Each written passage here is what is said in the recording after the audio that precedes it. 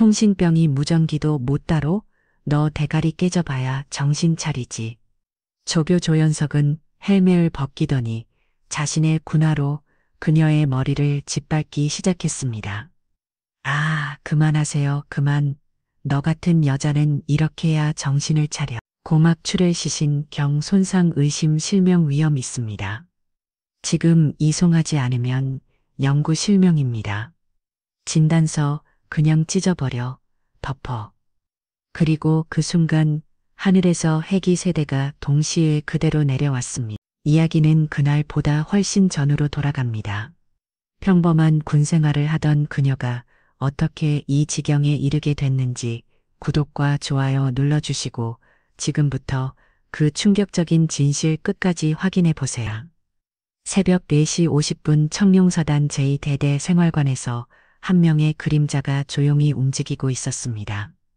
이여은 하사통신병이었습니다. 다른 동료들이 꿈속에서 헤매고 있을 시간, 그녀는 이미 침대 정리를 마치고 바닥 청소를 시작했습니다. 화장실 청소 세면대, 닦기 쓰레기통 비우기까지 모든 것이 완벽했습니다. 아무도 시키지 않았지만 그녀는 매일 이렇게 해왔어요. 동료들보다 1시간 일찍 일어나서 혼자 모든 청소를 끝내는 것이 그녀의 일상이었거든요. 하지만 이 일상 뒤에는 깊은 상처가 숨어 있었습니다. 하은은 어릴 때부터 특별한 시선을 받으며 자라왔어요. 이재훈, 이기택, 이성우 새오빠 모두 군에서 장성급 장교였거든요. 장남인 이재훈 오빠는 중장님이었고 둘째 이기택 오빠는 소장님, 셋째 이성우 오빠는 주장님이었습니다. 사람들은 항상 말했어. 하은이 어디를 가든 장군님들의 동생이라는 꼬리표가 따라다녔습니다. 학교에서도 직장에서도 그리고 이제 군대에서도 하은은 그런 시선들이 부담스러웠어요. 자신이 뭔가 잘하면 오빠들 덕분이라고 했고 못하면 오빠들 얼굴에 먹칠한다고 했거든요. 그래서 군에 입대할 때 다짐했습니다. 절대로 오빠들의 힘을 빌리지 않겠다고요. 이호은이라는 개인으로 독립적인 군인으로 살아가겠다고 말이에요. 하지만 오전 6시 조회 시간이 되자 상황은 완전히 달라졌습니다. 장도연 소대장의 날카로운 목소리가 연병장 전체에 울려 퍼졌어요. 또 지각이라고 소리치는 그의 모습을 보며 하은은 분명히 줄의 맨 앞에 서 있었지만 아무 말도 하지 않았습니다. 시간도 정확했어요. 하지만 그녀를 향한 비난은 멈추지 않았습니다. 장도연은 여자가 군인 흉내냐면 부대 썩는다고 몇 번을 말해야 알아듣느냐며 소리쳤어요. 주변 병사들의 킥킥거리는 웃음소리가 그녀의 귀를 파고 들었습니다. 맞다면서 여군은 진짜 골치 아프다고 부대 분위기 다 망쳐놓는다고 수군거리는 소리들이 들려왔어요. 하은은 고개를 숙이고 가만히 서 있었습니다. 변명하지 않았고 반박하지도 않았어요. 그저 묵묵히 견뎠습니다. 이때 하은의 마음속에는 복잡한 감정들이 소용돌이치고 있었어요. 오빠들에게 전화를 걸고 싶은 마음과 절대 그래서는 안 된다는 다짐이 동시에 존재했습니다. 한편으로는 오빠들이 달려와서 이 모든 걸 해결해줬으면 좋겠다는 생각도 들었어요. 하지만 다른 한편으로는 그렇게 되면 평생 자신을 증명할 기회를 잃게 된다는 두려움도 있었습니다. 아침 식사 후에는 또 다른 시련이 기다리고 있었습니다. 설거지, 청소, 부구 두닦기, 어느새 이 모든 일들이 하은만의 업무가 되어버렸거든요. 설거지는 너가 하라고, 청소도 너가 하라고, 구두 닦기도 당연히 내일이라고 지시하는 목소리들이 계속 들려왔어요. 식당에서 하은은 혼자 산더미 같은 설거지를 하고 있었습니다. 손이 빨갛게 부어올라도 허리가 아파도 계속했어요. 조연석 조교는 구두 닦는 여자는 괜찮다며 조롱석 긴 말을 했고 다른 병사들도 마치 재미있는 슈라도 보는 것처럼 웃어댔습니다. 그때 동료 여군인 윤하경 하사가 다가왔어요. 도와주겠다고 말하는 윤하경에게 하은은 괜찮다며 거절했습니다. 윤하경이 왜 혼자 다 하려고 하냐, 며 이상하다고 하자 하은은 정말 괜찮다며 더욱 강하게 거부했어요. 윤하경은 걱정스러운 표정으로 그녀를 바라봤지만 더 이상 강요하지는 않았습니다. 사실 윤하경도 알고 있었어요. 자신이 나서면 같이 표적이 될 수 있다는 것을요. 이것이 군대의 현실이었습니다. 도움을 주고 싶어도 자신의 안전을 먼저 생각할 수밖에 없는 곳, 점심시간에도 저녁 시간에도 똑같았어요. 하은은 항상 마지막까지 남아서 정리를 했습니다. 다른 사람들은 모두 휴식을 취하고 있을 때도 그녀만 혼자 일하고 있었거든요. 주변 병사들은 이런 상황을 지켜보면서도 아무도 나서지 않았어요. 박민철 일병은 마음속으로는 도와주고 싶었지만 자신이 다음 타겟이 될까봐 두려워했습니다. 이준호 상병도 이건 너무 심한 거 아니냐고 생각했지만 계급사회에서 선임에게 반항하는 건 자살행위라는 걸 알고 있었어요. 김철수 병장은 아예 고개를 돌리며 보지 않으려 했습니다. 나만 조용히 있으면 된다고 나까지 엮이고 싶지 않다고 생각하면서요. 이것이 부대의 침묵의 카르텔이었습니다. 모두가 알고 있지만 아무도 말하지 않는 약자를 보호하는 것보다 자신을 지키는 것이 우선인 곳이었어요. 밤이 되면 하은은 조용히 핸드폰을 확인했습니다. 첫째 오빠 이재훈 중장의 부재중 전화가 3개의 둘째 오빠 이기택 소장의 메시지가 5개 셋째 오빠 이성훈 중장의 카톡이 10개. 하지만 그녀는 한 번도 응답하지 않았습니다. 응답할 수 없었거든요. 오빠들이 자신의 상황을 알면 어떻게 될지 너무 잘 알고 있었기 때문입니다. 어릴 때부터 하은은 장군님들의 동생이라는 시선을 받으며 자랐어요. 오빠들이 성공할수록 자신에게 쏟아지는 기대와 시선도 커졌습니다. 이 집 막내딸은 당연히 뛰어날 거라고, 오빠들처럼 훌륭할 거라고 사람들은 말했어요. 하지만 하은은 평범한 사람이었습니다. 오빠들만큼 뛰어나지도 강하지도 않았어요. 그래서 더 혼자 해결하고 싶었던 거예요.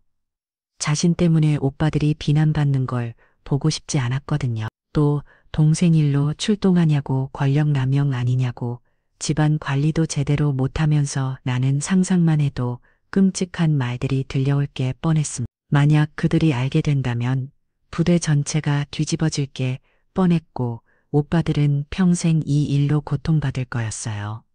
하은에게 오빠들은 사랑하는 가족이면서 동시에 무거운 짐이기도 했습니다. 나는 군인이다. 누군가의 동생이 아니라고 하은은 스스로에게 다짐했어요. 혼자서도 충분히 견딜 수 있다고, 견뎌야 한다고 생각했습니다. 하지만 그 다짐이 얼마나 오래 지속될 수 있을지는 아무도 몰랐어요. 매일 같은 일상의 반복, 새벽 기상 혼자 하는 청소, 조회 시간의 조롱, 끝없는 허드레시, 그리고 홀로 견렬해는 하은은 자신이 버틸 수 있다고 믿었습니다. 아니, 버텨야 한다고 생각했어요. 하지만 세상은 그녀의 의지와는 상관없이 돌아가고 있었고 더 큰 시련이 그녀를 기다리고 있었습니다. 그 시련이 얼마나 참혹할지, 그리고 그것이 어떻게 대한민국 전체를 뒤흔들게 될지는 아무도 예상하지 못했거든요. 그날은 청룡사단 제2대대에서 가장 중요한 연례 행사 중 하나인 야외 종합훈련이 있는 날이었습니다. 무거운 여름날이었어요. 기상청에서는 폭염경보를 발령했고 기온이 38도까지 치솟는 살인적인 더위 속에서 진행되는 강행군이었습니다. 하지만 군대의 훈련은 날씨를 가리지 않았거든요. 오전 8시부터 시작된 훈련에서 하은의 주특기인 통신장비 점검이 첫 번째 과제였어요. 무전기를 켜고 주파수를 맞추는데 갑자기 지지거리는 잡음만 들려왔습니다. 하은은 당황하며 여러 번 시도해봤어요. 안테나를 다시 연결해보고 배터리도 교체해보고 주파수도 다시 맞춰봤지만 소용없었습니다. 장비 자체에 근본적인 문제가 있었거든요. 전날 밤 다른 무대에서 이 장비를 사용하며 제대로 정비하지 않고 넘겨준 것 같았어요. 하지만 30살의 조연석 조교는 그런 사정을 전혀 고려하지 않았습니다. 통신병이 통신도 못하냐며 그의 목소리에는 분노가 가득했어요. 이 때문에 훈련 망치면 어떻게 할 거냐고 소리치는 조연석의 모습은 맞춤오기를 발견한 맹수 같았습니다. 조연석은 평소에도 하은을 못마땅하게 여기고 있었어요.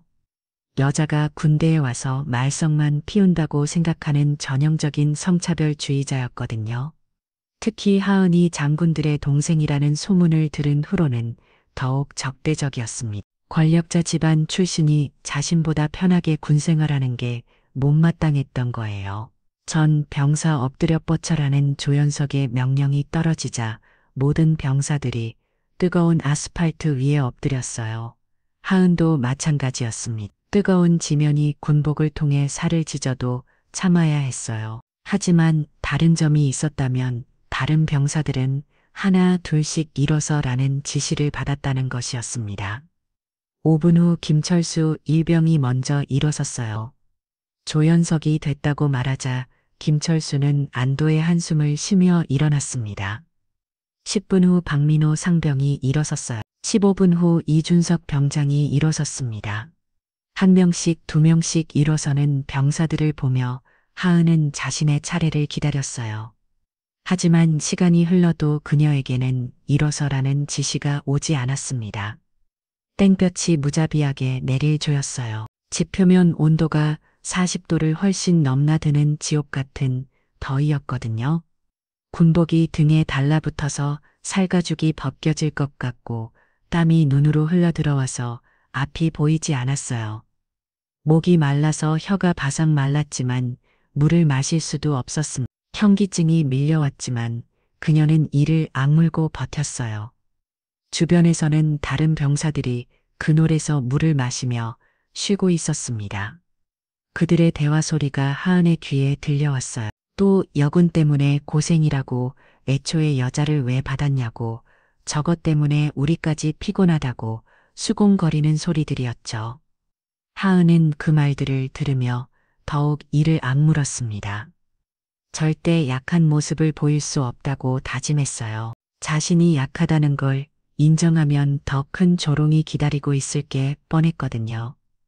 20분, 25분, 30분 시간이 무자비하게 흘러갔지만 일어서라는 지시는 오지 않았습니다. 하은의 의식이 흐릿해지기 시작했어요. 탈수 증상이 심각하게 나타나고 있었거든요. 입술이 바짝 말랐고 심장이 불규칙하게 뛰었어요. 손끝이 저리기 시작했고 시야가 흐려졌습니다. 그때 조연석이 천천히 그녀에게 다가왔어요. 그의 발소리가 점점 가까워지는 것이 들렸습니다. 정신 차려야지 라는 말과 함께 그가 하은 행동은 상상을 초월했어요. 군화가 그녀의 정수리를 내리쳤습니다. 크기 2,770mm의 무거운 전투화가 온 힘을 다해 그녀의 머리를 짓밟았어요. 헬멧이 벗겨지고 돌과 흙이 뒤섞인 충격이 머리를 관통했습니다. 아라는 신음이 하은의 입에서 새어나왔어요. 너무 갑작스러운 일이라 소리를 지를 틈도 없었습니다. 뇌진탕이 올 정도의 강력한 충격이었어요. 여자라고 봐주는 거 없다고 알겠냐고 말하는 조연석의 목소리가 머리 위에서 들려왔습니다. 그의 군화가 다시 한번 그녀의 머리를 찍었어요. 이번에는 더 세게 더 잔혹하게 뒤통수를 짓밟는 그 순간 하은은 죽을 것 같은 공포를 느꼈습니다. 주변에 있던 병사들이 이 참혹한 광경을 지켜보고 있었어요. 이 22살의 박민철 일병은 가슴이 철용했습니다. 이건 너무 심하다고 생각했지만 입을 열 수 없었어요. 자신이 나서면 다음 타깃이 될 게 뻔했거든요. 23살의 이준호 상병도 마찬가지였습니다. 마음속으로는 분노했지만 계급사회에서 선임에게 반항하는 건 자살행위라는 걸 알고 있었어요.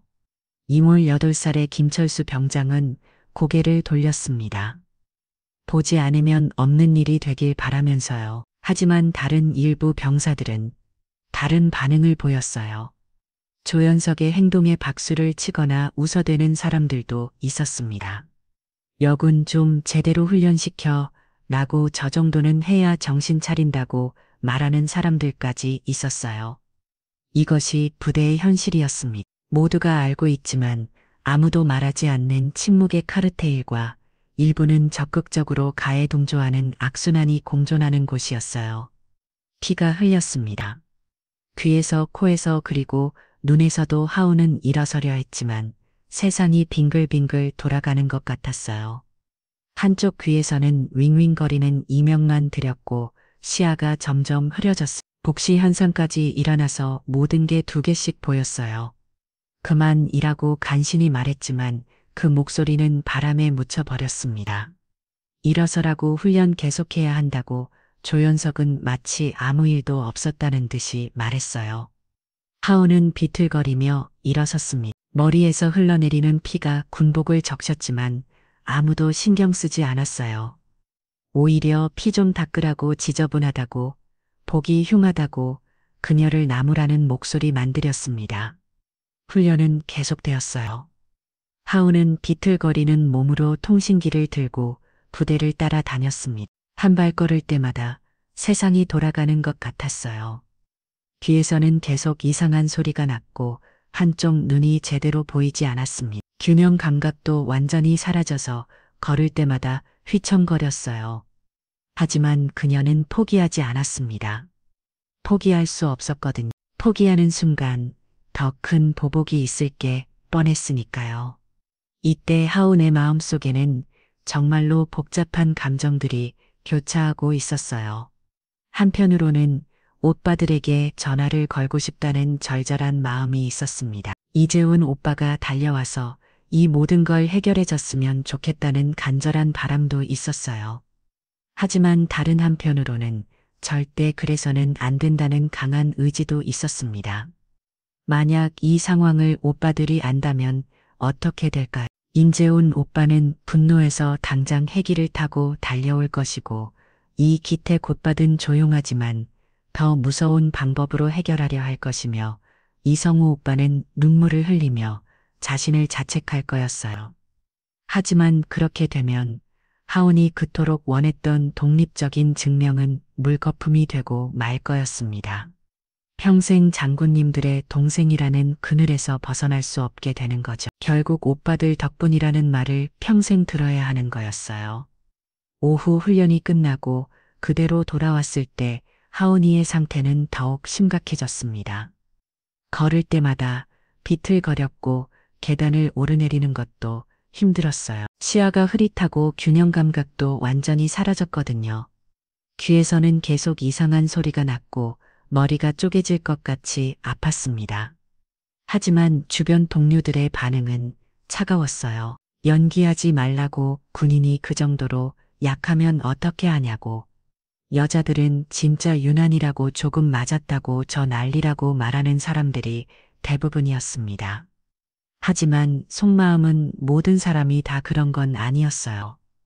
많은 병사들이 양심의 가책을 느끼고 있었습니다. 박민철 일병은 밤마다 그 참혹한 장면이 떠올라 잠을 이루지 못했어요. 이준호 상병은 식사를 할 때마다 목이 메웠습니다. 김철수 병장은 하은이와 눈을 마주치지 못했어요. 하지만 그 가책을 행동으로 옮길 용기는 아무도 없었습니다. 조직에서 살아남기 위해서는 침묵해야 한다는 걸 너무 잘 알고 있었거든요. 군대라는 거대한 조직 앞에서 개인은 너무나 무력했어요. 그날 밤 생활관에서 하우는 천장을 바라보며 누워 있었습니다. 머리가 깨질 것 같이 아팠고 한쪽 눈이 거의 보이지 않았어요. 뒤에서는 계속 윙윙거리는 소리가 났습니다. 메스꺼도 심했고 현기증 때문에 제대로 누워있기도 힘들었어요. 그녀는 핸드폰을 들여다봤습니다. 오빠들의 부재중 전화와 메시지들이 화면을 가득 채우고 있었어요. 하지만 여전히 응답할 수 없었음. 이런 참혹한 모습을 보여줄 수는 없었거든요. 다음 날 아침 하우는 평소처럼 일어났습니다. 비틀거리는 몸을 억지로 세우고 청소를 시작했어요. 하지만 균형 감각이 사라진 그녀에게는 모든 것이 어려웠습니다. 걸레질을 하다가 넘어지고 쓰레기통을 정리하다가 쓰러지기도 했어요. 계단을 오르내릴 때는 난간을 꽉 붙잡아야 했습니다. 그러나 그녀는 포기하지 않았어요. 포기할 수 없었거든요. 아직 그녀는 몰랐어요. 이 일이 단순한 가혹행위가 아니라 그녀의 인생과 대한민국 군대 전체를 완전히 바꿔놓을 사건의 시작이라는 것을, 그리고 곧 모든 것이 폭발할 거라는 것을 말이죠. 운명의 톱니바퀴가 돌기 시작했고, 이제 아무도 그것을 멈출 수 없게 되었습니다. 복수의 여신이 날개를 펼치기 시작한 거예요. 4월이 지나도 하운의 상태는 전혀 나아지지 않았습니다. 오히려 더 심해졌어요. 한쪽 눈은 거의 실명 상태였고 귀에서는 계속 피가 났습니다. 걸을 때마다 비틀거렸고 심한 어지럼증 때문에 제대로 서 있기도 힘들었거든요. 하우는 이 모든 고통을 혼자 견뎌내려 했어요. 하지만 몸의 한계는 명확했습니다. 결국 동료들이 그녀를 의무대로 데려갔어요. 억지로 끌고 갔다는 표현이 더 정확할 거예요. 최지훈 의무병이 그녀를 진찰하기 시작했습니다. 언제부터 이렇게 아팠냐고 묻는 최지훈에게 하우는 며칠 전부터 라고 답했어요.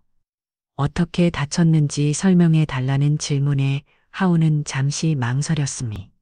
진실을 말해야 할까 거짓말을 해야 할까. 결국 그녀는 훈련 중에 넘어졌다고 답했어요. 거짓말이었습니다. 하지만 진실을 말할 수는 없었어요. 최지우는 정밀 검사를 시작했어요. 눈의 동공 반응, 귀속 상태, 머리 외상 정도를 차례로 살펴봤습니다. 검사가 진행될수록 그의 표정이 굳어갔어요.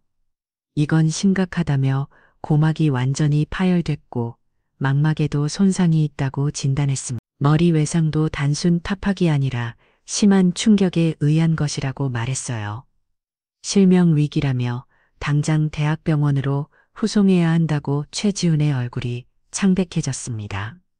이런 심각한 부상을 지금까지 방치했다는 게 믿기지 않았거든요. 하지만 하우는 또 다시 고개를 저었어요. 괜찮다며 후송은 안 된다고 거부했습니다.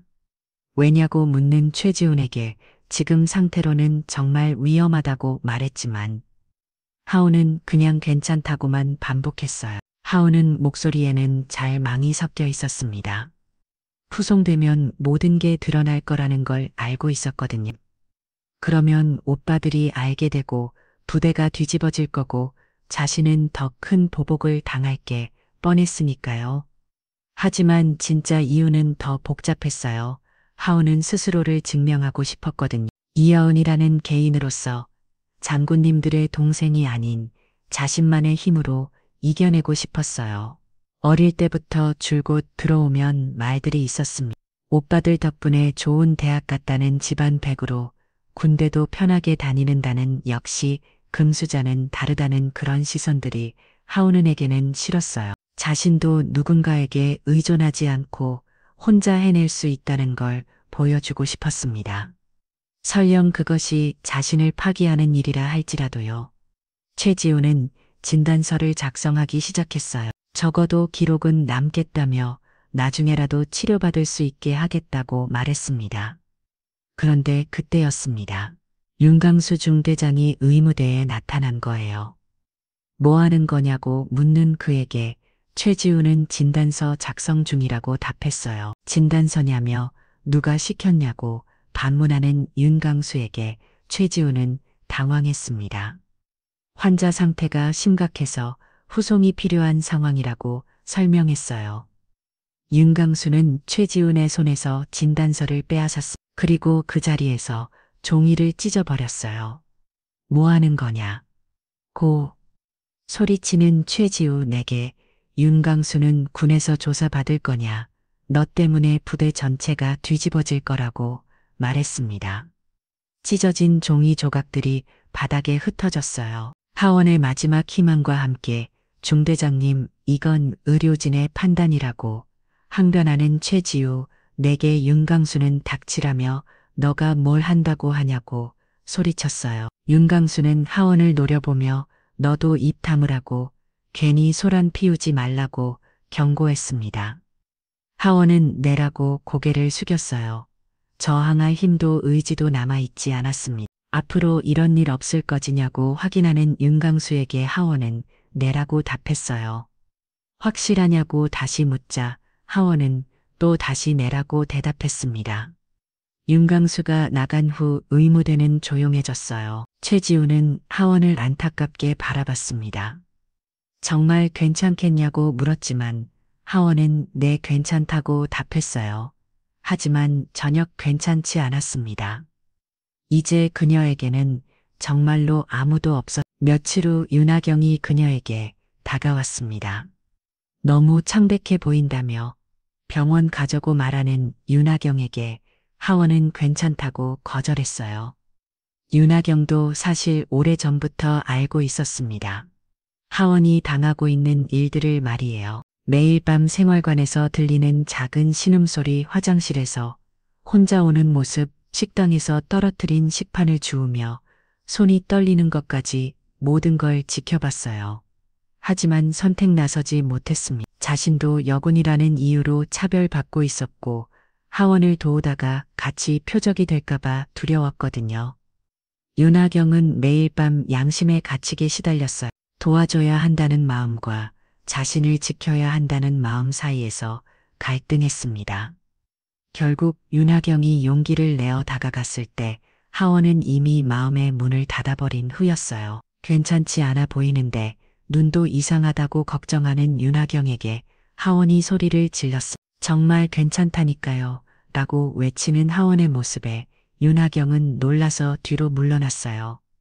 미안하다며 괜찮다면 괜찮은 거겠다고 말하는 윤하경의 모습은 씁쓸했습니다. 윤하경 맞아 근육을 포기하는 순간이었어요. 그날 점심시간 하원이 식판을 들고 식당에서 나오다가 기둥에 머리를 부딪혔습니다. 시야가 흐려져서 제대로 보이지 않았던 거예요. 식판이 바닥에 떨어지며 큰 소리가 났고 밥과 국이 사방으로 튀었습니다. 그 순간을 조연석이 놓치지 않았어요. 핸드폰을 꺼내 동영상을 촬영하기 시작한 거죠. 이거 단톡에 올려야겠다며 웃어대는 조연석의 모습은 악마 같았어요. 완전 웃기다며 눈도 제대로 못 보냐고 여군 실명 시리즈라며 조롱하는 소리들이 식당에 울려 퍼졌습니다. 다른 병사들도 킥킥거리 웃어댔어요. 하원은 바닥에 엎드려 흩어진 밥알을 줍고 있었습니다. 한쪽 눈이 잘 보이지 않아서 제대로 줍기도 힘들었거든요. 그 모습을 보는 다른 병사들의 마음은 복잡했어요. 박민철 이병은 주먹을 꽉 쥐었습니다. 도와주고 싶었지만 발걸음이 떨어지지 않았어요. 이준호 상병은 고개를 돌렸습니다. 참아 볼 수 없었거든요. 김철수 병장은 자리를 피했어요. 죄책감을 감당할 수 없었기 때문입니다. 그날 밤 단톡방은 난리가 났습니다. 여군은 암동이라는 부대 분위기 다 망쳐놓는다는 얘 때문에 우리까지 피곤하다는 그냥 저녁시켜버리 라는 메시지들이 끝없이 이어졌어요. 하원의 영상이 부대 내 여러 단톡방으로 퍼져나갔습니다. 조롱과 모욕의 내용들이 끝없이 이어졌어요. 하지만 모든 사람이 그런 건 아니었습니다. 몇몇 병사들은 이런 상황을 보며 불편함을 느꼈어요.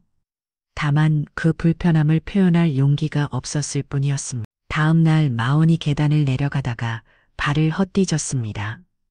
균형 감각을 잃은 그녀는 그대로 계단 아래로 굴려 떨어졌어요. 머리에서 다시 피가 흘렸고 의식이 흐릿해졌습니다. 배상민 병장이 그녀를 발견했어요. 야라며 의무병을 부르라고 소리치며 최지훈이 달려왔고 하원을 의무대로 이송했습니다.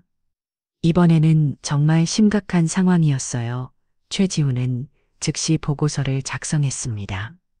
이번에는 반드시 보고해야 한다고 생각했거든요. 그는 컴퓨터 앞에 앉아 긴급 의료 보고서를 작성하기 시작했어요. 수신자를 의료가로 설정하고 보내려던 그 순간 운명적인 실수가 일어났습니다. 자동 환성 기능 때문에 수신자가 바뀐 거예요. 의료가가 아닌 특전사 작전가로 발송된 겁니다. 그것도 하필이면 이성우 조장에게, 직접 하원의 셋째 오빠에게 말이죠. 최지우는 이 사실을 전혀 몰랐어요. 그는 단지 자신의 의무를 다했다고 생각했습니다. 하지만 이 실수가 모든 것을 바꿔놓게 될 거라는 건 아무도 몰랐어요. 운명의 술에 바퀴가 돌기 시작한 겁니다. 그날 밤 늦은 시간 서울 용산구에 위치한 특전사령부 작전과에서는 40살의 이성우 주장이 업무를 보고 있었습니다. 특전사 작전과 업무는 국가 안보와 직결된 중요한 일들이라 항상 바빴거든요. 작전 계획 컴퓨부터 시작해서 훈련 일정 조정, 각종 기밀 보고서 처리, 대북 정보 분석까지 해야 할 일이 산더미 같았어요. 게다가 최근에는 한반도 정세가 불안정해서 더욱 긴장 상태가 계속되고 있었습니다. 이성우는 세 형제 중 막내였지만 특전사에서는 가장 뛰어난 실무 능력을 인정받고 있었어요. 냉철한 판단력과 완벽한 작전 수행 능력으로 동료들의 신뢰를 받고 있었습니다. 밤 11시간 넘어서 컴퓨터에서 이미 라일님이 올렸어요. 긴급 의료 보고서 라는 제목을 보며 이성우는 이상하다고 생각했습니다. 특전사 작전과의 의료 보고서가 올 이유가 전혀 없었거든요. 작전과는 군사 작전과 훈련 관련 업무만 담당하는 부서였으니까요. 하지만 긴급이라는 단어가 붙어 있어서 혹시 작전 중 부상자가 발생한 건 아닌지 걱정되어 클릭하게 되었습니다. 이메일이 열리는 순간 이성우의 얼굴이 새하얗게 변했어요. 컴퓨터 화면에 떠오른 글자들이 믿어지지 않았습니다. 환자명 이어온 하사 소속 청룡사단 제2대대 진단명 고막파열, 망막 손상, 두부 회상 비고, 실명위기, 즉시 후 송필효 이성우의 손이 심하게 떨렸어요. 하원이 그의 사랑하는 막내 여동생이었습니다. 어릴 때부터 귀여워했던 항상 보호해주고 싶었던 소중한 동생이었어요. 이게 뭐냐며 하원이가 왜 이런 상태가 됐는지 도저히 이해할 수 없었습니다. 보고서를 자세히 읽어보니 상황이 더욱 심각했어요. 일주일 전부터 증상이 시작되었다고 되어 있었고 여러 차례 치료가 지연되었다는 내용도 있었습니다. 특히 의료진의 치료 광고가 무시되었다는 부분에서는 분노가 치밀어 올랐어요. 이성우는 즉시 행동에 나섰습니다. 첫 번째로 전화를 건 사람은 첫 재영 이재훈 중장이었습니다. 신살의 이재훈은 세 형제 중에서도 가장 카리스마가 넘치는 인물이었어요. 냉철하면서도 정의로운 성격으로 부하들의 존경을 받고 있었습니다. 형님 지금 통화 가능하세요? 라고 묻자 이재훈은 무슨 일이냐고 반문했어요. 하원이 일이라며 지금 당장 만나 뵐 수 있을까요? 라고 말하자 이재훈의 목소리가 급변했습니다. 하원이가 어떻게 됐냐고 다급하게 묻는 이재훈에게 이성우는 전화로는 설명하기 어렵다며 직접 뵙고 말씀드리겠다고 답했어요. 지금 당장 간다는 이재훈의 대답이 돌아왔습니다. 이재훈의 목소리에는 평소에 볼 수 없었던 격정이 섞여 있었어요. 두 번째는 둘째 형 이기택 소장의 기였습니다. 47살의 이기택은 세 형제 중에서 가장 차분하고 신중한 성격이었어요. 수도방위 사령부에서 실무를 총괄하는 핵심 인물이었습니다.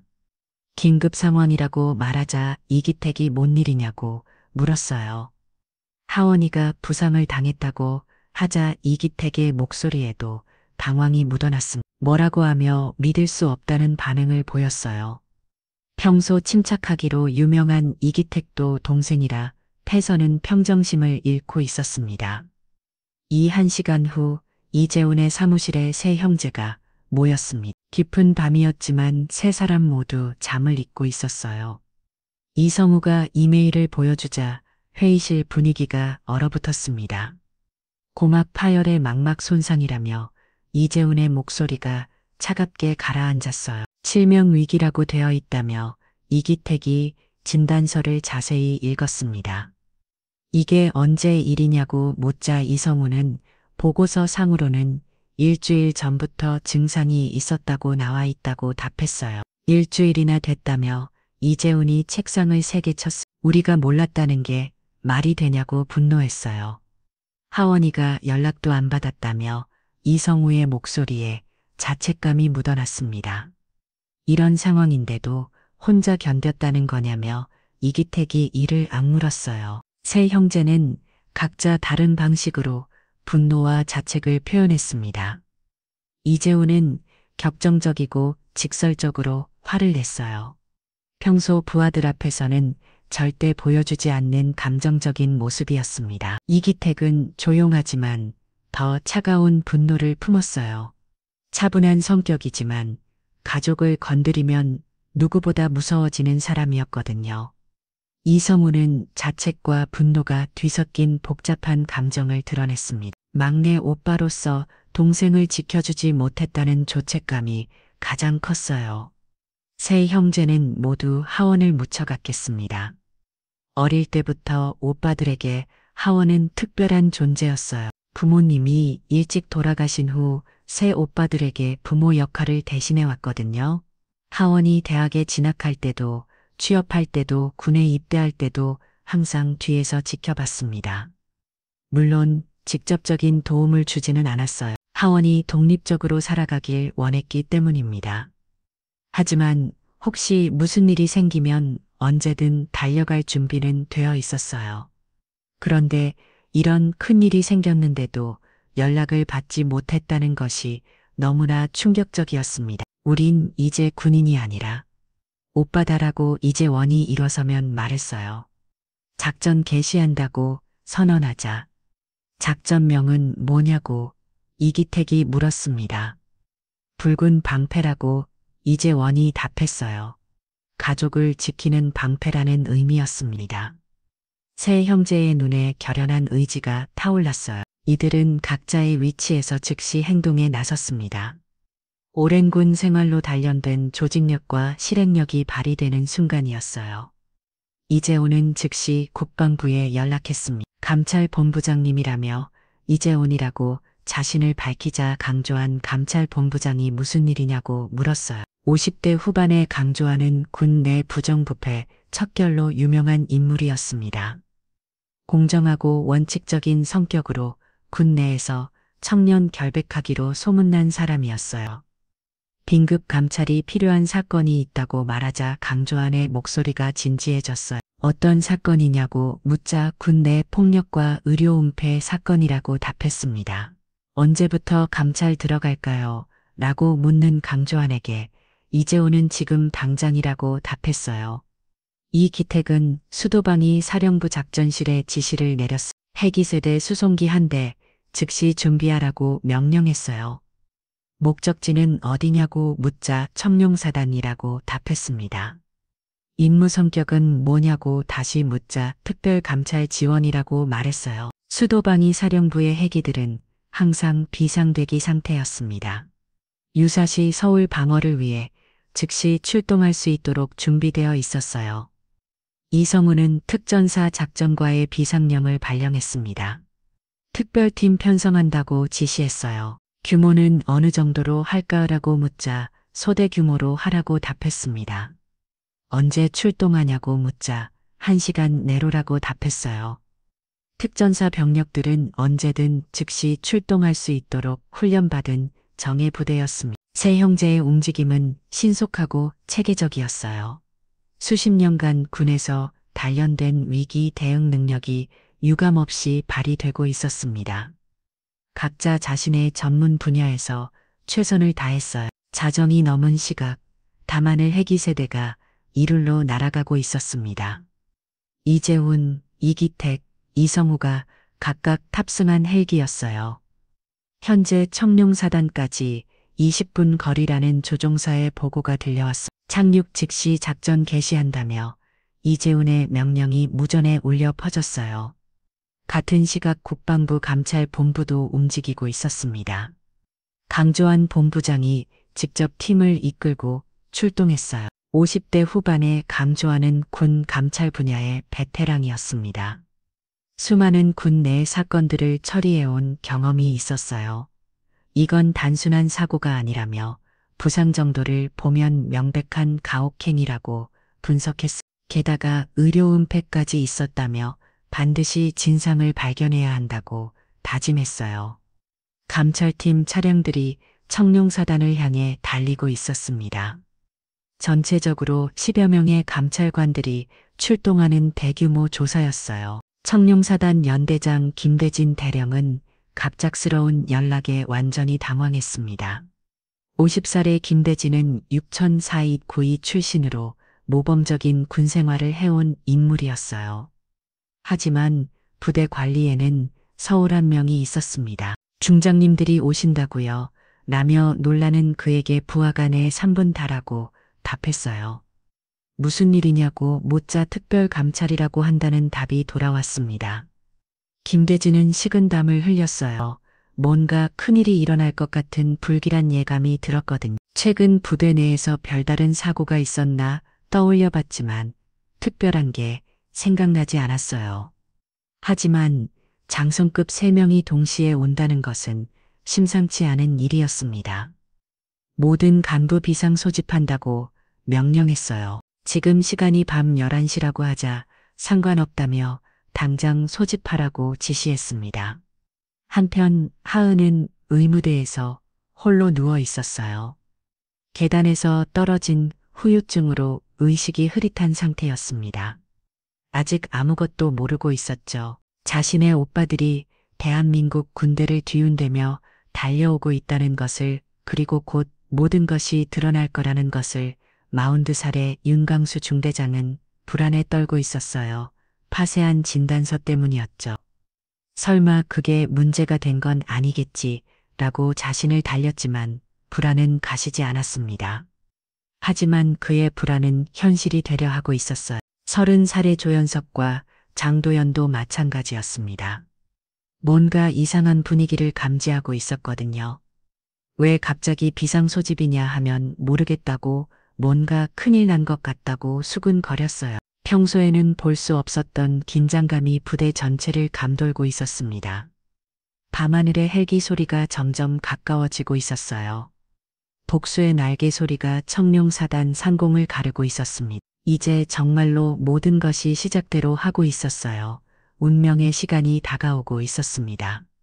복수의 여신이 날개를 활짝 펼치고 내려오고 있었어요.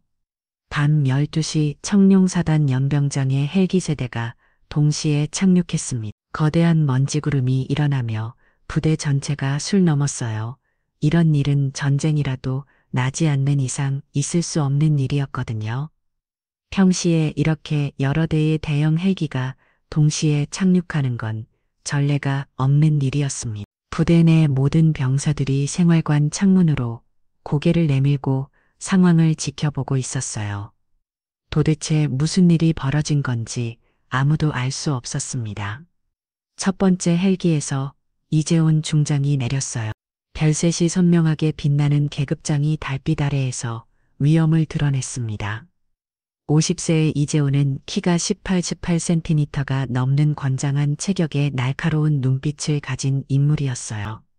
그의 얼굴에는 평소에는 볼 수 없는 냉혹한 분노가 서려 있었어요. 두 번째 헬기에서는 이기택 소장이 내렸어요. 별 둘의 위엄이 밤 공기를 가르고 있었습니다. 47세의 이기택은 세 형제 중에서도 가장 침착하고 신중한 성격이었지만 오늘만은 달랐어요. 그의 차분한 표정 뒤에는 더욱 깊고 차가운 분노가 숨어 있었습니다. 세 번째 헬기에서는 이성우 중장이 내렸어요. 별 하나지만 그 누구보다 강렬한 분노를 품고 있었습니다. 43의 이성우는 평소 온화한 성격으로 유명했지만 오늘 밤 그의 눈에는 복수의 불꽃이 타오르고 있었어요. 연대장 김대진 대령이 급히 달려와 경례였습니다. 50세의 김대진은 여섯군사관 학교 29위 출신으로 모범적인 군 생활을 해온 인물이었어요. 하지만 지금 그의 얼굴은 공포로 일그러져 있었습니다. 세 분이 갑자기 어떻게 오셨는지 물어보려던 김대진에게 이재훈의 첫마디가 모든 걸 바꿔놓았어요. 이여은 하사는 우리 막내 여동생이라고 말했습니다. 김대진의 얼굴이 새하얗게 변했어요. 뭐라고 하냐, 믿을 수 없다는 표정을 지었습니다. 평소 침착하기로 유명한 김대진도 이 순간만큼은 당황을 감추지 못했어요. 이여은 하사가 우리 여동생이라고 했다며 이 기택이 차가운 목소리로 반복했습니다. 연병장에 모인 모든 간부들이 숨을 죽였어요. 30명이 넘는 간부들이 모두 긴장한 채로 서 있었습니다. 특히 조연석, 장도연, 윤강수의 얼굴은 이미 청백색이 되어 있었어요. 이들은 이미 무슨 일이 벌어질지 직감하고 있었습니다. 지금 의무대에 있다며 이성우가 말했어요. 안내달라고 요청했습니다. 의무대로 가는 길 이재원이 누가 했는지 물었어요. 그게 아직 조사를 해봐야 한다며 김대진이 대답을 회피했습니다. 하지만 이미 그의 목소리는 떨리고 있었어요. 조사는 나중에 하고 일단 누가 했는지 말하라며 이재원이 다 그쳤습니다. 김대진은 대답할 수 없었어요. 사실 그도 정확한 경위를 몰랐거든요. 부대 관리에 소홀했던 자신의 책임이 드러나는 순간이었습니다. 의무대에 도착했을 때 28살의 최지훈 의무병이 긴장한 채로 서 있었어요. 보고하겠다며 최지훈이 떨리는 목소리로 말했습니다. 그는 의대를 졸업하고 전문의 과정을 밟기 전 대체 복무로 온 상태였기 때문에 의학 지식이 풍부했어요. 환자는 일주일 전부터 두부 외상과 고막 파열 증상을 보였다고 보고했습니다. 원인이 뭐냐겨 모짜 훈련 중 가혹행위로 추정된다고 답했어요. 이재원의 주목이 쥐어졌습니다. 누구 짓이냐고 모짜 조연석 조교가 군화로 머리를 가격했다고 답했어요. 다른 가해자는 있느냐고 모짜 장도연 소대장이 지속적인 차별과 모욕을 가했고 윤강수 중대장이 진단서를 파쇄하며 후성을 막았다고 보고했습니다. 최지훈의 복을 들으며 세 형제의 얼굴에 분노가 터져나왔어요. 특히 진단서 파쇄 부분에서는 이 기택의 표정이 일그러졌습니다. 의료진의 판단을 무시하고 환자의 생명을 위험에 빠뜨린 것은 용서할 수 없는 일이었거든요. 의무대에서 하은을 본 새의 오빠들은 더욱 분노했어요. 한쪽 눈에 안대를 하고 있는 동생의 모습이 너무나 참호했습니다. 얼굴 곳곳에 멍자국이 남아 있었고 의식도 완전히 돌아오지 않은 상태였어요. 이재훈이 연병장으로 나가며 전 병사 연병장 집합이라고 소리쳤습니다. 한밤중이었지만 부대 전체가 깨어났어요. 비상나 팔소리가 울려 퍼졌고 모든 병사들이 연병장으로 뛰어났습니다. 200명이 넘는 부대원들이 한밤중에 모두 집합하는 장면은 장관이었어요. 조연석은 도망치려 했습니다. 하지만 이미 늦었어요. 특전사에서 온 병사들이 그를 애웠었거든요. 어디 가니 하며 제지하는 특전사 병사들 앞에서 조연석은 전은이라며 말을 잇지 못했어요. 꼼짝 말하며 단호하게 제지당했습니다. 장도연도 마찬가지였어요. 벌벌 떨며 연병장 중앙에 서 있었습니다. 평소 거만했던 모습은 온데간데 없이 사라지고 초라한 모습만 남아 있었어요. 윤강수는 이미 체념한 표정이었습니다. 모든 게 끝났다는 걸 알고 있었거든요. 20년 넘게 쌓은 군 경력이 하루아침에 무너지는 순간이었어요. 이재원이 확성기를 들었습니다. 청룡사단 장병 여러분이라며 오늘 이 자리에 온 이유를 말씀드리겠다고 했어. 이효은 하사는 우리의 막내 여동생이라고 말했습니다. 연병장이 조용해졌어요. 바늘 떨어지는 소리까지 들릴 정도였습니다. 200명이 넘는 병사들이 모두 숨을 죽이고 있었어요. 그 여동생이 여러분 무대에서 폭행을 당했다며 실명 위기까지 갔는데도 아무도 도와주지 않았다고 말했어요. 이기택이 이어서 말했습니다. 우리는 군인이라며 하지만 오늘만큼은 군인이 아니라 오빠라고 했어요. 동생을 지켜주지 못한 오빠들이라고 이성우의 목소리에는 눈물이 섞여 있었습니다. 조연석이 무릎을 꿇었어요. 죄송하다며 정말 몰랐다고 빌었습니다. 하지만 이제 오니 목소리는 차가웠어요. 몰랐다고 하냐며 머리를 군화로 찰 때도 몰랐냐고 피가 날 때도 몰랐냐고 실명될 줄 몰랐다고 하냐며 추궁했습니다. 장도연도 땀을 뻘뻘 흘리며 말했어요. 장군님 정말 동생분인 줄 몰랐다고 변명했습니다. 그때 이재훈이 가장 날카로운 질문을 했어요. 동생이 아니었으면 이렇게 해도 된다는 거냐고 물었습니다. 장도연은 대답할 수 없었어요. 여군이라면 누구든 이렇게 대해도 괜찮다는 거냐고 묻는 거라며 이재훈이 다시 물었어요. 연병장의 모든 병사들이 고개를 숙였습니다. 이 질문은 단순한 추궁이 아니었어요. 군대 내 성차별과 폭력에 대한 근본적인 문제 제기였습니다. 많은 병사들이 자신들의 행동을 돌아보게 되는 순간이었어요. 평소 당연하다고 생각했던 것들이 사실은 잘못된 것이었다는 걸 깨닫기 시작했습니다. 윤광수가 앞으로 나왔어요. 모든 책임은 자신이 지겠다며 진단서를 파쇄한 것도 자신이 했고 후송을 막은 것도 자신이 했다고 인정했습니다. 이기택이 그를 바라보며 왜 그랬냐고 물었어요. 부대 체면 때문이었다고 답하는 윤광수에게 이기택은 체면이 사람 목숨보다 중요하냐고 반문했습니다. 윤광수는 아무 말도 할 수 없었어요. 자신의 행동이 얼마나 잘못된 것이었는지 깨닫고 있었습니다. 이성우가 마지막으로 말했어요. 우리 동생은 혼자 견뎠다며 오빠들에게 연락도 하지 않고 혼자 버텨다고 했어. 여러분을 믿었기 때문이라며 동료 군인들을 믿었기 때문이라고 말했어요. 하지만 여러분은 그 믿음을 배신했다고 지적했습니다. 연병장의 공기가 무거워졌어요. 많은 병사들의 눈에 눈물이 맺혔습니다. 자신들이 얼마나 잘못했는지 깨닫기 시작한 거예요. 박민철 입병은 자신이 방관했던 것에 대해 깊은 후회를 느꼈습니다. 이준호 상병은 용기를 내지 못했던 자신을 자책했어요. 김철수 병장은 눈을 감고 침묵했던 시간들을 떠올렸습니다. 윤하경 하사는 동료를 충분히 도와주지 못한 것에 대해 죄책감을 느꼈어요. 그때 국방부 감찰팀이 도착했습니다. 강조한 본부장을 필두로 한 대규모 조사팀이었어요. 50대 후반의 강조하는 군 감찰 분야의 베테랑으로 수많은 사건들을 처리해온 경험이 있었습니다.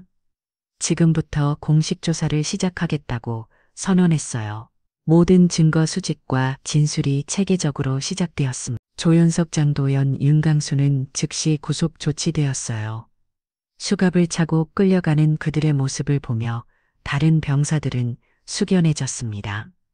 잘못된 행동에는 반드시 대가가 따른다는 것을 실감하게 된 거예요. 하은의 오빠들은 다시 의무대로 향했습니다. 마침내 의식을 되찾은 막내 여동생을 만날 시간이었어요. 의무대에서 하은은 천천히 눈을 떴습니다. 새 오빠들 모습을 보고 하은은 눈물을 흘렸어요. 미안하다며 혼자 해결하려고 했다고 말했습니다. 새 오빠들은 하은을 안으며 함께 울었어요. 우리가 더 일찍 알았어야 했다고, 앞으로는 절대 이런 일이 없도록 하겠다고 약속했습니다. 이제 모든 게 드러났고 정의가 실현될 시간이 다가오고 있었어요. 청룡사단은 완전히 달라지게 될 것이었습니다. 대한민국 군대 전체가 변화하는 계기가 될 역사적인 밤이었어요. 사건이 터진 지 3일 후 국방부에서는 긴급 청문회가 열렸습니다. 대회의실에는 국방부 장관을 비롯한 고위 간부들이 자리를 잡았어요. 언론사 기자들도 가득 모여 있었습니다. 이 사건이 단순한 부대 내 사고가 아니라 군 전체의 문제라는 인식이 전국적으로 확산되고 있었거든요. 각종 방송사와 신문사에서 특별 취재팀을 구성해 현장에 나와 있었어요. 강조한 감찰본부장이 조사 결과를 발표하기 시작했습니다.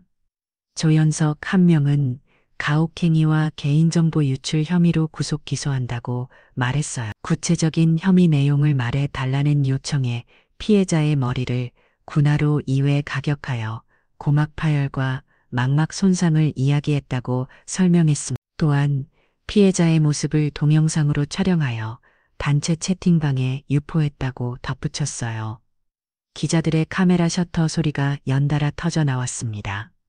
장도연 소대장은 성희롱과 업무차별 혐의라고 발표했어요. 어떤 차별을 했는지 못자 여군이라는 이유로 설거지, 청소, 구두 닦이 등 허드렛 일을 전담시켰다고 답했습니다.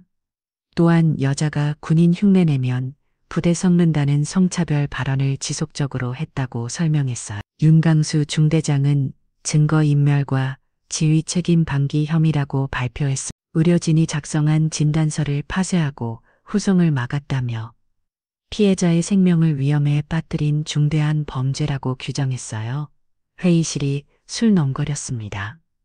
이런 심각한 사건이 군대 내에서 일어났다는 사실에 모두들 충격을 받았거든요. 특히 의료 진단서 파쇄라는 부분에서 많은 사람들이 경악했어요. 이기택 소장이 발언을 요청했습니다. 발언 허가해 달라고 하자 허가가 떨어졌어요. 우리가 지켜줘야 할 군인이 모욕당했다며 이기택의 목소리에는 분노와 슬픔이 섞여 있었어요. 그 군인은 누군가의 동생이고 누군가의 딸이라며 하지만 그것 이전에 대한 민국을 지키는 군인이라고 강조했습니다. 군인으로서 존중받아야 할 권리를 빼앗겼다고 말했어요. 청중석에서 박수가 터져나왔습니다. 이재훈 중장도 이어서 말했어요. 우리는 이번 사건을 계기로 군대를 바꿔야 한다며 성별, 계급, 출신에 관계없이 모든 군인이 존중받는 군대를 만들어야 한다고 선언했습니다. 그때 회의실 문이 열렸어요. 이아은이 목발을 짚고 들어왔습니다. 한쪽 눈에는 안대를 하고 있었고 얼굴은 여전히 멍자국이 남아 있었어요. 하지만 그녀의 표정은 의연했습니다. 걸음걸음마다 고통이 따르는 것이 보였지만 그녀는 당당하게 걸어왔어요. 발언 신청한다고 말하자 노영철 국방부 장관이 허가했습니다. 하은이 마이크 앞에 섰어요. 저는 이여은 하자라고 자신을 소개했습니다. 혼자 이겨내고 싶었다며 그녀의 목소리가 떨렸어요. 오빠들이 높은 자리에 있다는 걸 모르는 사람이 없었다고 말했습니다. 그래서 더 혼자 해결하고 싶었다며 자신이 약하다고 생각되기 싫었고 오빠들에게 피해를 주고 싶지 않았다고 고백했어요. 하지만 그건 오만이었다고 인정했습니다. 많은 사람들의 눈에 눈물이 맺혔어요. 하은의 진실한 고백에 감동받았거든요. 저 같은 피해자가 더 이상 나오지 않기를 바란다며 군대는 남자만의 공간이 아니라고 강조했습니다. 모든 군인이 안전하게 복무할 수 있는 곳이 되어야 한다고 말했어요. 청문회장 전체가 숙연해졌습니다. 이성우 주의장이 일어섰어요. 동생을 지켜주지 못해서 죄송하다며 그의 목소리에 눈물이 섞여 있었어요. 하지만 앞으로는 모든 여군이 우리 동생이라며 모든 남군이 우리 아들이라고 다짐했습니다. 다시는 이런 일이 일어나지 않도록 하겠다고 약속했어요. 노영철 장관이 마지막 발언을 했습니다.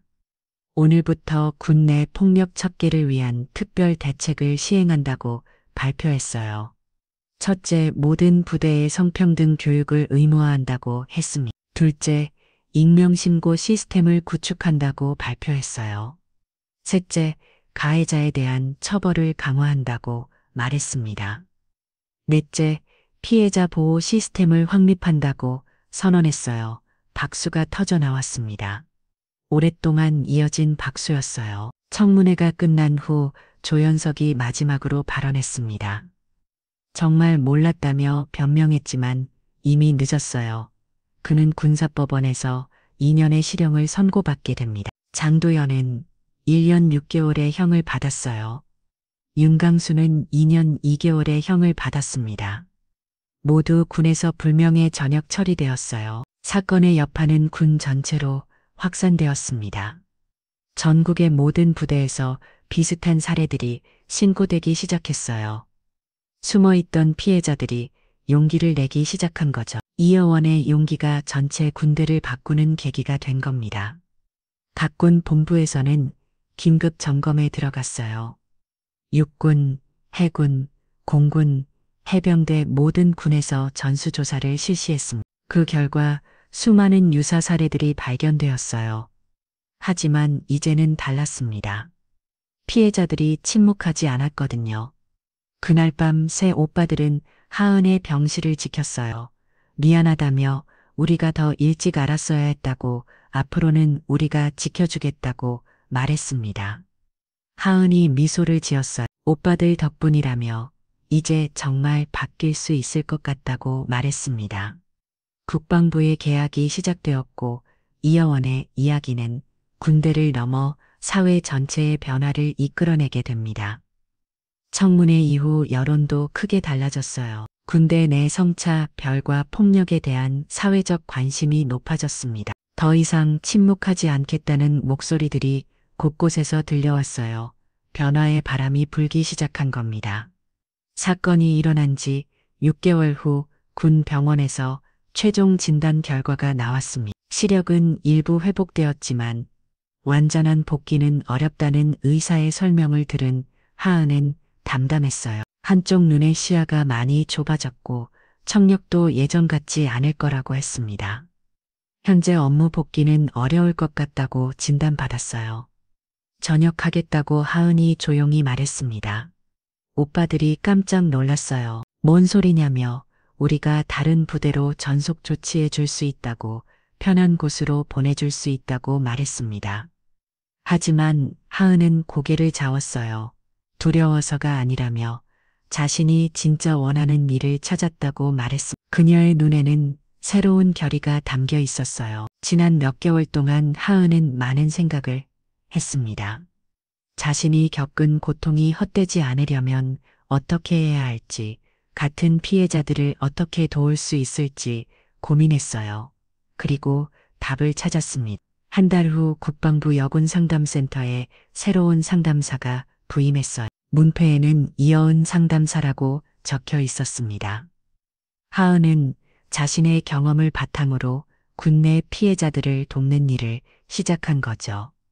상담센터는 국방부가 이번 사건을 계기로 새롭게 설립한 기관이었어요. 군내 폭력과 차별 피해자들을 전문적으로 도와주는 곳이었습니다. 첫 내 담자는 김민지 상병이었어요. 23세 여군으로 하은과 비슷한 경험을 했습니다. 신고하면 더 괴롭힐까봐 두렵다며 김민지의 목소리에는 두려움이 가득했어요. 저도 그랬다며 하은이 따뜻하게 말했습니다. 하지만 침묵한다고 바뀌지 않더라고 덧붙였어요. 정말 도움이 될까라고 묻는 김민지에게 하은은 물론이라며 혼자가 아니니까 괜찮다고 위로했습니다. 상담이 진행될수록 김민지의 표정이 밝아졌어요. 누군가 자신의 이야기를 진심으로 들어준다는 것만으로도 큰 위로가 되었거든요. 용기 내서 말해줘서 고맙다며 하은이 김민지의 손을 잡았습니다. 이제 함께 해결해 보자고 말했어요. 그날부터 여군 상담센터에는 피해자들이 줄을 이었습니다. 여군뿐만 아니라 남군들도 찾아왔어요. 가혹행위, 성희롱, 차별, 따돌림 등 다양한 문제들이 수면 위로 올라왔습니다. 하은은 하루 종일 상담에 매진했어요. 한쪽 눈이 잘 보이지 않았지만 마음으로 보는 능력은 오히려 더 뛰어났습니다. 피해자들의 아픔을 누구보다 잘 이해할 수 있었거든요. 3개월 후 국회에서 국정감사가 열렸습니다. 하은이 증인으로 출석했어요. 피해자들의 신고가 늘어나고 있다고 들었다는 국회의원의 질문에 하은이 답했습니다. 네, 맞다며 하지만 그건 문제가 늘어난 게 아니라 숨어있던 문제가 드러나는 거라고 설명했어요. 구체적으로 어떤 변화가 있었느냐고 묻자 예전에는 혼자 고민하던 피해자들이 이제는 도움을 요청한다고 답했습니다. 신고 체계가 개선되었고 보복에 대한 두려움도 줄어들었다고 설명했어요. 가장 큰 변화는 무엇이라고 생각하냐는 질문에 우리는 혼자가 아니라는 인식이 확산된 것이라고 답했습니다. 청중석에서 박수가 터져 나왔어요. 그 후 하은의 상담센터는 더욱 바빠졌습니다. 전국의 각 군에서 비슷한 센터들이 설립되기 시작했거든요. 하은은 그 센터들의 설립을 도왔고 상담사들을 교육했어요. 상담의 핵심은 공감이라며 하은이 교육생들에게 말했습니다. 피해자의 마음을 이해하려고 노력하라고 그들이 왜 침묵했는지, 왜 두려워하는지 헤아려고 말했어요. 그러면 진정한 도움을 줄 수 있을 거라고 조언했습니다. 어느 날 특별한 내 담자가 찾아왔어요. 박수진 중위 요속군사가 낙교 출신의 여군 장교였습니다. 저도 괴롭힘을 당하고 있다고 말하는 그녀에게 하은이 놀랐어요. 장교도 그런 일이 있냐고 묻자 계급이 높다고 예외는 아니라고 답했습니다. 오히려 여자 장교라는 이유로 더 심한 차별을 받기도 한다고 털어놨어요. 하은은 박수진의 이야기를 들으며 깨달았습니다. 군내 성차별과 폭력은 계급을 가리지 않는다는 것을요. 이 깨달음은 하은의 활동 범위를 더욱 넓혔어요. 2년 후 국방부에서 특별한 시상식이 열렸습니다. 군 인권 개선 공로상이라는 새로운 상이 제정된 거예요. 첫 번째 수상자는 이여은이었습니다. 이여은 상담사의 용기 덕분에 우리 군이 변할 수 있었다며 노영철 장관이 상패를 전달하며 말했어요. 앞으로도 더 많은 군인들이 안전하게 복무할 수 있기를 바란다고 덧붙였습니다. 시상식장에는 하은이 도운 피해자들이 가득 모여 있었어요. 김민지, 박수진, 그리고 수많은 동료들이 박수를 치며 하은을 축하했습니다. 새 오빠들도 자랑스러운 표정으로 지켜보고 있었어요. 우리가 지켜줬어야 했는데 너가 우리를 바꿨다며 이재원이 감격스럽게 말했습니다. 이제 정말 자랑스러운 동생이라며 이기택이 덧붙였어요. 항상 그랬는데 뭘 그러냐며 하은이 웃으며 답했습니다. 그날 저녁 하은은 상담실에서 마지막 정리를 하고 있었다. 벽에는 감사 편지들이 가득 붙어 있었어요. 피해자들이 보낸 고마움의 표시였습니다. 선생님 덕분에 용기를 낼 수 있었다는, 이제 군대가 무섭지 않다는, 혼자가 아니라는 걸 알게 해주셔서 감사하다는 편지들이었어요. 하은의 얼굴에 미소가 번졌습니다. 한쪽 시야는 좁아졌지만 세상은 오히려 더 넓어 보였어요. 그녀가 도운 사람들 한 명 한 명이 또 다른 누군가를 도울 것이고 그렇게 변화의 물결이 퍼져나갈 거라는 확신이 들었습니다. 하은은 창밖을 바라봤어요. 내일도 자신을 찾아올 사람들을 생각하며 마음을 다잡았습니다. 더 많은 사람들에게 희망을 주고 싶다는 마음으로요. 이여은의 이야기가 세상에 알려진 지 2년이 지났습니다. KBS에서 특별 다큐멘터리 밝은 쪽 눈으로 가 방영되었어요. 하은의 이야기를 다룬 프로그램이었습니다. 나는 한쪽 눈을 잃었지만 세상을 더 정확히 본다는 다큐멘터리, 마지막에 나온 하은의 말이었어요. 방송 후 전국적으로 큰 반영이 일어났습니다. 하은의 상담실에는 더 많은 사람들이 찾아왔어요.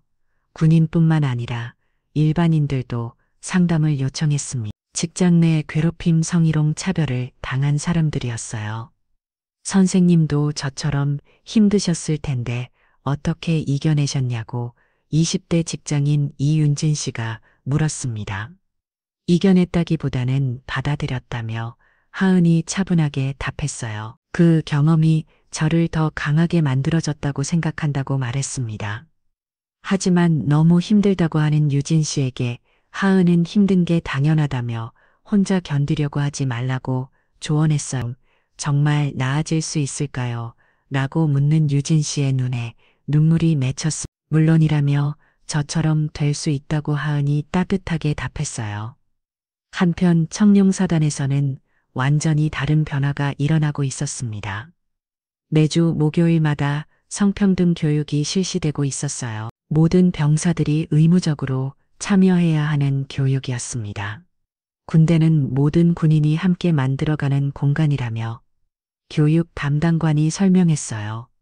성별, 출신, 계급에 관계없이 서로 존중해야 한다고 강조했습니다. 교육을 받는 병사들의 표정이 진지했어요. 이여운 사건 이후 모든 게 바뀌었거든요. 새로 부임한 김태훈 연대장은 강력한 개혁 의지를 보였습니다. 우리 부대에서는 절대로 그런 일이 일어나지 않을 것이라며 그의 첫 훈시였어요. 누구든 괴롭힘을 당하면 즉시 신고하라고, 신고자는 반드시 보호하겠다고 약속했습니다. 부대 분위기가 완전히 달라졌어요.